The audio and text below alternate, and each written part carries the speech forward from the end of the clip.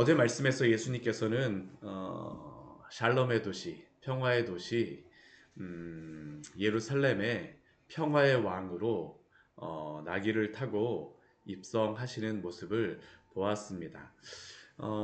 예수님의 이 마지막 그 일주일 정도의 여정을 보게 되면 예수님이 예루살렘에 들어오시는 그러한 날이 이렇게 입성하시는 것이 주일입니다. 주일. 주일에 이렇게 입성하셨고요. 그리고 오늘 우리가 마태복음 21장 방금 전에 읽었던 성전에서의 청결 사건은 그 다음 날 원래 일어나는 일입니다. 근데 오늘 말씀에서는 이게 같은 날 일어나는 것처럼 보이지만 마가복음이나 다른 곳에서 보게 되면 이게 그 다음 날로서 일어나는 겁니다. 그러니까 월요일 날 이 일이 일어나게 되는 거죠. 우리가 이 마태복음 말씀에서는 이 예수님의 하루하루의 그러한 여정과 그 일어나는 그러한 일들에 대해서 굉장히 자세하게 우리에게 말씀하고 있습니다. 우리가 새벽 예배 우리가 보고 있는데 아직까지 고난 주간까지 그래도 꽤 남아 있음에도 불구하고 마태복음에서 굉장히 이 부분에 대해서 우리에게 굉장히 자세하게 말씀하고 있습니다. 왜 그럴까요? 이것이 중요하다는 것을 의미하고 있죠. 오늘 말씀에서는 예수님께서 예루살렘에 입성하시고 나서 입성하신 이후에 첫 번째로 예루살렘에서 행하시는 그러한 일이라고 할 수 있습니다. 그게 무엇입니까? 성전 청결에 대한 그런 것입니다. 우리 교회도 종료 주일이 되게 되면 이렇게 교회 안을 이렇게 청소를 하지만 사실 예수님께서 청결하게 하시는 것은 단순히 청소를 하시는 것은 아니었습니다. 오늘 보면 예수님이 성전 안에 들어가셨을 때 성전 안에서 매매하는 사람들, 모든 사람들을 내쫓고 돈 바꾸는 사람들의 상과 비둘기 파는 사람들의 의자를 다 둘러 엎으셨다라고 말씀하십니다. 이들이 왜 성전 안에서 이 일을 행하고 있을까요? 일견 예배를 돕는 사람이다라고 이 사람들은 생각하고 있습니다. 왜냐하면 이들이 6월절이나 이 명절 같은 때에 이 성전에 온다, 예루살렘 성전에 온다라는 것은 빈손으로 올 수가 없습니다. 그들이 제사를 드려야 되기 때문에 항상 짐승을 항상 끌고 가야 됩니다. 근데 짐승을 하나님 앞에 이 번제나 뭐 여기에서는 화목제, 뭐 속죄제, 속건제 그러한 예물로서 드리겠죠. 그런데 그 제물을 드릴 때에는 그냥 아무거나 드릴 수 있는 것이 아닙니다. 흠이 없는 제물만 드려야 됩니다. 문제는 무엇이냐? 가까이 있는 뭐 예루살렘 주변에 있는 사람들은 이 예물을 가지고 그냥 가지고 오면 괜찮겠지만 진짜 뭐 갈릴리나 저 멀리 뭐 네개부나 이런 데서 올라오려면 여기는 진짜 한 200km 멀게 되면 200km 이상의 거리에서 와야 되는 그러한 사람들입니다. 며칠 동안 이 양 가지고서 이거 오다 보면 어떤 일이 벌어질까요? 예, 좋은 길도 아니고 산 밑으로 내리 쭉 몇백 미터를 거의 뭐 1000미터를 내려갔다 다시 1000미터로 올라왔다가 중간에 뭐 그냥 여리고 같은 데에는 강도도 많으니까 이게 담보를 할 수가 없는 겁니다.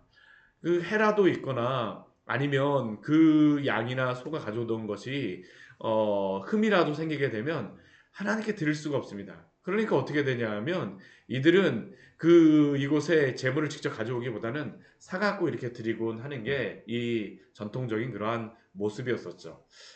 그런데 이들이 여기서 예루살렘에서 이 재물을 사는 것이 문제였느냐? 그것은 아닙니다. 사서 드릴 수 있습니다. 그래서 예루살렘에 가게 되면 이 성전 재물을 사고 팔 수 있는 그러한 곳이 있었습니다. 있었어요.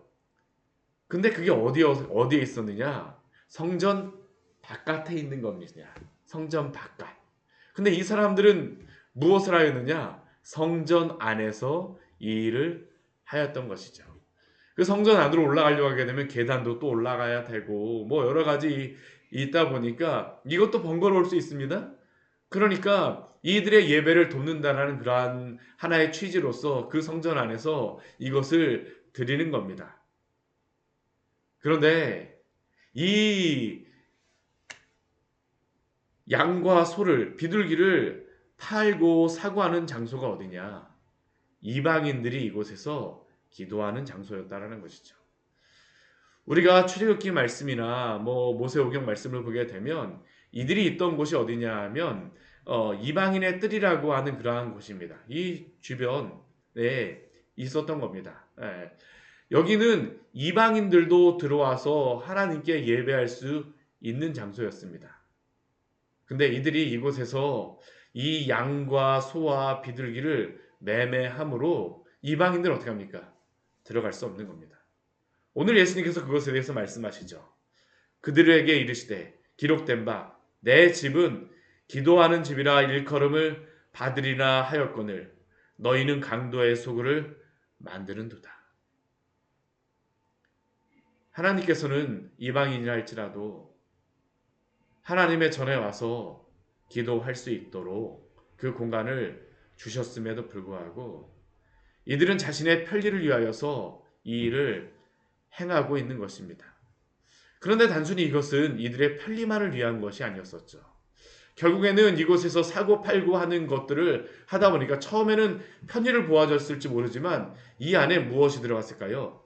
이권이 들어가기 시작하는 겁니다. 대제사장들과 종교 지도자들이 이 성전 안에서 이러한 것들을 사고 팔고 하는 일들을 허락하여 주면서 돈도 오갈 수 있고 돈도 오갔었고 실제로 그것을 통하여서 많은 그러한 그 성전 안에 쓰는 그러한 것들로 사용하였었죠. 그런데 하나님이 이것을 기뻐하실까요? 기뻐하시지 않는다라는 겁니다. 사실 우리가 교회 안에서 이러한 것들을 행하는 것이 좋지 않습니다. 교회 안에서 보게 되면 요즘에는 교회에서 대부분 다 안에 카페도 있고 우리 교회도 작년 말에 뭐 이렇게 물건을 사고 파는 그런 것들도 있었지만 엄밀히 말하면 하나님 기뻐하지 않으십니다. 왜냐하면 오늘 예수님께서 분명히 말씀하셨기 때문입니다. 내 집은 기도하는 집이라. 우리가 물론 하나님 앞에 헌물을 드리고 헌금을 드리지만 그러나 그 이상의 무엇을 가지고 교회 안에서 행하는 것을 하나님이 기뻐하지 않으신다라는 것입니다. 왜냐하면 인간의 방법으로 교회는 세워지는 것이 아니기 때문이죠. 어디 이것뿐만입니까?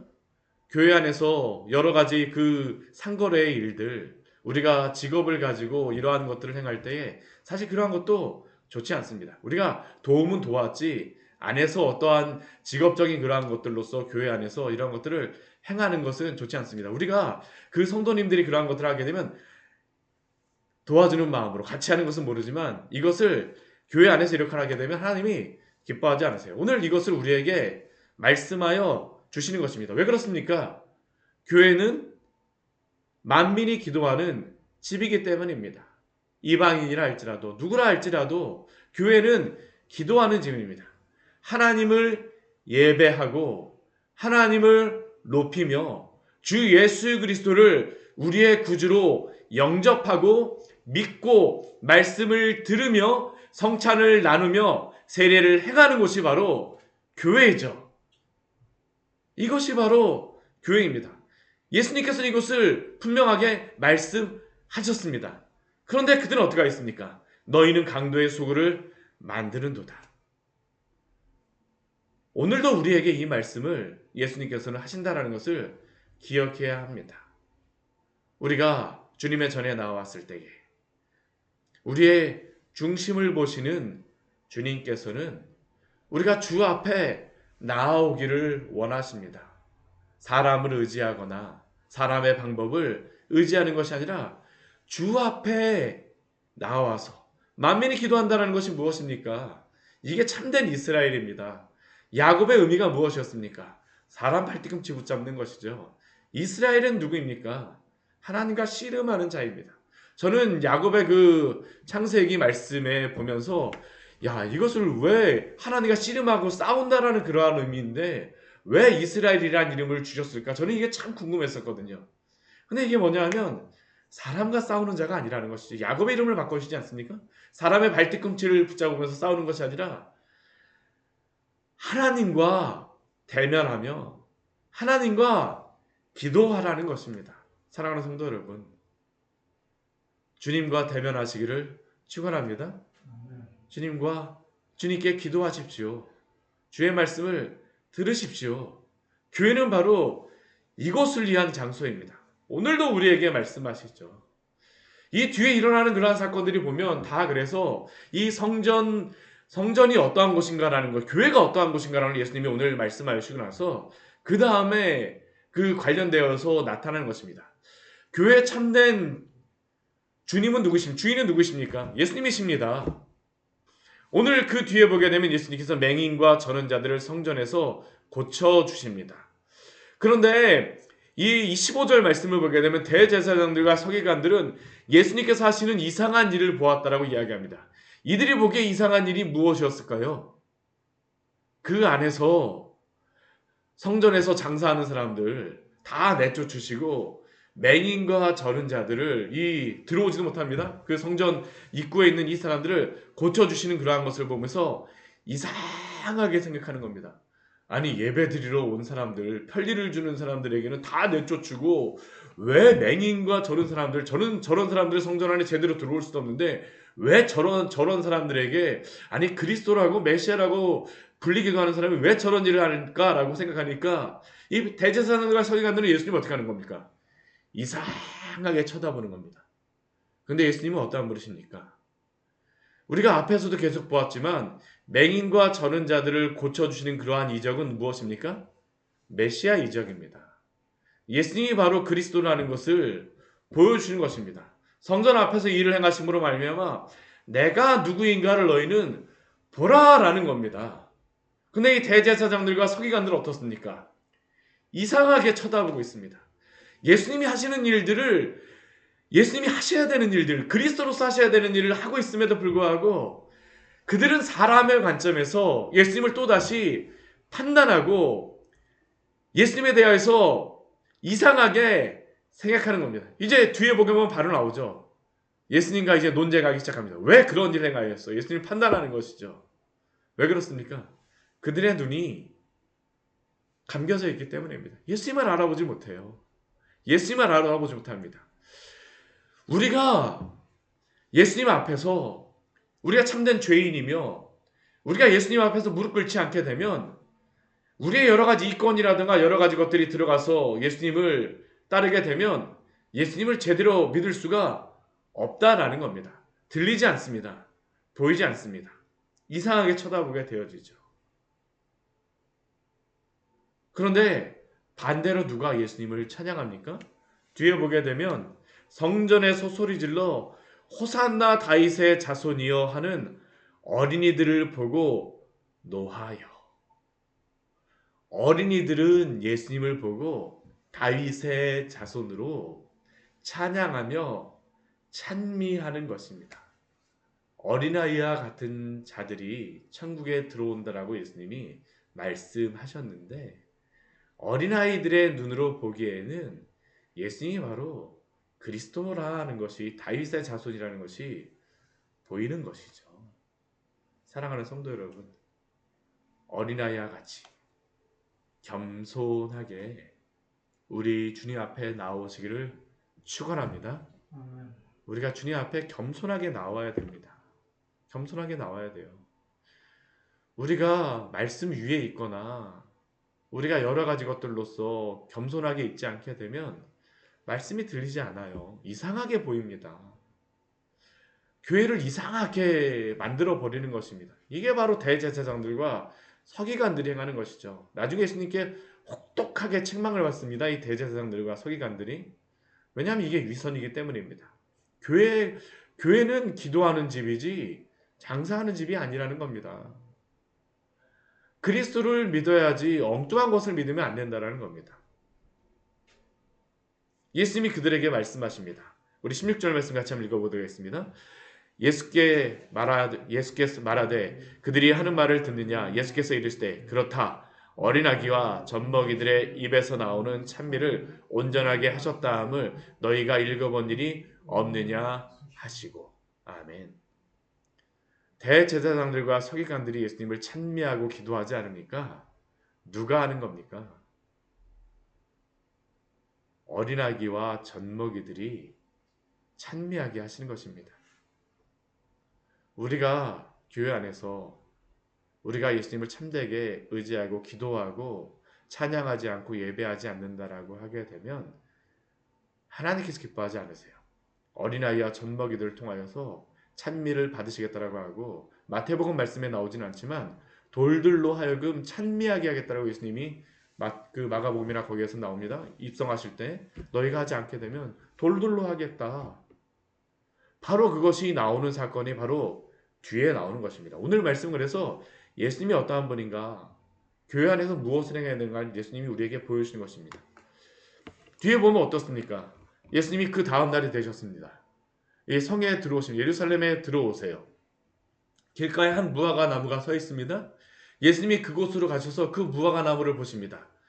근데 예수님이 그 무화과 나무를 보실 때 어떠냐면 잎사귀밖에 아무것도 찾지 못하셨다라고 말씀하고 있습니다. 그러자 예수님께서 무엇이라고 말씀하세요? 이제부터 영원토록 내가 열매를 맺지 못하리라 하시니 무화과 나무가 어떻게 됐다고요? 곧 말랐다라고 말씀합니다. 이 말씀을 환경보호자들이나 뭐 그런 사람들이 보면 어떻게, 아니 예수님이 나무를 이렇게 뭐 말라버리게 하셨다고? 예, 그렇게 생각하면 안 됩니다. 이 무화과 나무나 포도나무는 항상 그 무엇을 성경에서는 그 상징하는 거냐 하면 이스라엘을 상징하고 있는 것입니다. 이스라엘을 상징하는 것이에요. 오늘날로 치게 되면 교회와 성도를 이야기하는 것이죠. 왜 이것을 하겠습니까? 지금 이 6월절쯤, 지금 이제 6월절이 거의 다가옵니다. 다가와요. 부활절이 거의 6월절하고 동일한 때입니다. 근데 이 6월절, 부활절이 다가올 때에 이 무화과 나무에 열매가 맺힐까요?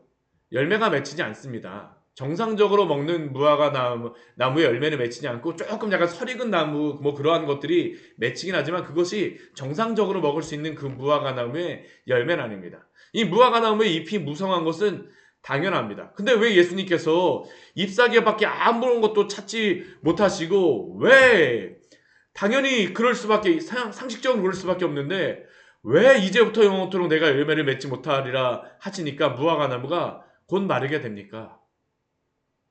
이 대제사장들과 서기관들, 성전이 그 일을 제대로 하지 못한다라는 것이죠. 이스라엘이 예수님을 제대로 섬기지 못하는 것입니다. 그러니까 어떻습니까? 예수님께서 그 무화과 나무를 책망하시는 것은 이스라엘, 지금 성전에 있는 그 사람들을 책망하시는 것입니다. 하나님을 찬양하며 예수님을 찬미해야 될 그들이 찬미하지 않으니까 예수님이 그들을 책망하세요. 열매가 없기 때문에. 그들이 예수님을 보고 찬양을 해야 되는데 그러지 못하기 때문에 책망하시는 것입니다. 제자들이 질문합니다. 아니 예수님, 이상한데요? 아니 당연한 거 아닙니까? 무화과 나무가, 근데 예수님이 말씀하셨는데 왜 말랐습니까? 왜 예수님이 그런 일을 하셨습니까? 지금 질문하고 있습니다. 근데 예수님께서 무엇이라고 말씀을, 더 이상한 말씀을 하십니다. 우리 21절, 우리 22절 말씀 같이 한번 읽겠습니다. 예수께서 대답하여 이르시되 내가 진실로 너희에게 이르노니 만일 너희가 믿음이 있고 의심하지 아니하면 이 무화과 나무에게 된 이런 일만 할 뿐 아니라 이 산대로 들려 바다에 던지라 하여도 될 것이요 너희가 기도할 때 무엇이든지 믿고 구하는 것은 다 받으리라 하시니라. 아멘. 여기에 대해서, 기도에 대해서 말씀하십니다. 우리가 기도하면 무화과 나무도 다 마를 수 있다. 제가 앞에 있는 이 식물을 보면서 기도해갖고 이걸 말려야 될까요? 이것은 아닙니다. 예수님 이거 말씀하시는 거 아니에요. 지금 말씀하시는 것은 이스라엘 백성들의 그 모습을 열매 맺혀야 되는데, 예수님이 오셨는데도 불구하고 예수님을 알아보지 못하는 그러한 그들의 모습, 예수님을 알아보는 게 그들의 열매입니다. 알아보지 못합니다. 성전에서도 예수님을 찬미하지 않습니다. 이상한 거죠. 제자들도 이상하게 생각합니다. 아니 왜 무화과 나무를 이렇게 말리셨습니까? 너희가 믿음이 있고 의심하지 아니하면 이 무화과 나무에게 된 이러한 일뿐 아니라 이 산으로 들려 바다에 던지려 하여도 이렇게 될 것이요. 무화과 나무가 말랐습니다. 그럼 예수님께서 그 다음 하시는 일이 무엇일까요? 다른 자들로 하여금 믿게 하시는 것입니다. 이제 뒤에 24절, 25장, 24장, 25장 말씀을 보게 되면 예수님이 예루살렘에 임할, 또 마지막에 임할 종말에 대해서 말씀하십니다. 첫 번째는 이스라엘에 임할 종말입니다. 그래서 예수님이 말씀하신 대로 어떻게 됩니까? AD 70년경에 로마에게 완전히 멸망당하게 되죠. 열매를 맺지 못한 것입니다. 우리 로마서 말씀을 보게 되면 어떤 일이 벌어지게 됩니까? 이방인들이 믿게 되는 일이 벌어지게 되어진 것입니다. 무화과 나무가 말라졌어요. 그렇다고 하나님을 찬미할 사람들이 없어집니까? 아닙니다. 오늘날 많은 이방인들이 주님을 찬양하며 예배하게 된 줄 믿으시기 바랍니다. 하나님께서는 내가 안 믿게 되면 하나님을 예배할 사람이 없다라고 우린 그렇게 생각하면 안 됩니다. 먼저 들어간 자 나중 되고 나중 들어간 자 먼저 된다라고 우리 거기서 원망하거나 할 때가 아닙니다. 우리 끝까지 주님을 잘 찬미하며 예배해야 될 줄 믿습니다. 우리에게 더 그게 기쁨입니다. 즐거움입니다. 이스라엘이 이것을 못한 것이죠. 그러니까 하나님께서 어떻게 하세요? 하나님을 찬양하는 것을 촛대를 옮기신다라고 이야기하잖아요. 그 일이 지금 일어나고 있는 것입니다. 죽고 사는 것, 영적으로 죽어있는 일들이 살아나는 것이 무엇일까요? 믿는 것입니다. 누구 하실까요? 성령께서 하시는 것이죠. 살리는 일들. 믿음이 생기는 것들. 뽕나무가 산에 던져지고 그런 일들이 사람이 보기엔 되어지지 않습니다. 더 큰 기적이 무엇입니까? 이방인들이 주님을 믿는 것입니다. 하나님께서 하십니다. 오늘도 그러한 일을 이루시는 줄 믿습니다. 오늘 우리에게 주님을 참 잘 믿으라고 말씀하십니다. 오늘 22절 말씀, 너희가 기도할 때 무엇이든지 믿고 구하는 것은 다 받으리라. 어디에서 기도하는 것입니까? 만민이 기도하는 집에서, 성전에서 하시는 것이죠. 기도에 대해서 오늘 연결되어져 있습니다. 너희가 기도할 때 무엇이든지 믿고 구하는 것은 다 받으리라. 주님께서 당신의 백성들의 그 기도를 받으신다라고 말씀하십니다. 세상에 가서 구하거나 기도하는 것이 우리가 요구하는 것이 아니라 하나님 앞에 기도하십시오. 하나님이 오늘도 들으십니다. 만민이 기도하는 집에서 오늘도 들으시겠다라고 우리에게 말씀하십니다. 주 앞에 나오십시오. 같이 기도하도록 하겠습니다. 하나님